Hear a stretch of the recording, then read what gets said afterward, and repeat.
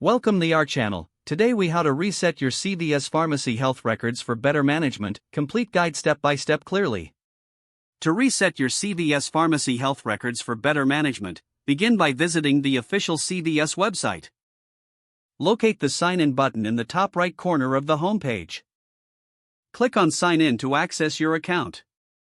If you do not remember your password, select the Forgot Password link. You will be directed to a new page. Enter the email address associated with your CVS account. Click the Continue button to receive password reset instructions. Check your email for a message from CVS. Follow the link in the email to create a new password. Once your password is reset, return to the CVS homepage. Click on Sign In again and enter your email and new password.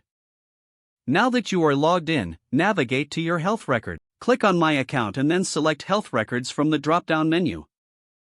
Review your current health information displayed on the screen. If you need to make changes, look for the Edit option. Update any necessary details in your health records.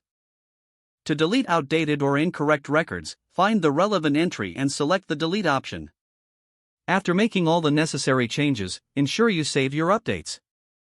Consider reviewing your health history and medication lists regularly for accuracy. If you face any issues, reach out to CVS customer support for assistance. Regularly resetting and updating your health records ensures better management of your health information. Following these steps will help you maintain accurate and accessible health records through CVS Pharmacy. If the page does not load, refresh the browser or try again in a private or incognito window. Make sure you are using the correct email address, then retype it carefully to avoid small typos. If your password is not accepted, use the Reset option and create a new strong password you can remember. Check your spam folder for verification or security emails, then complete any requested confirmation steps. Enable two-factor authentication if available to improve account security and reduce unauthorized access risk. After signing in, review your profile details so your contact information and settings are accurate and current.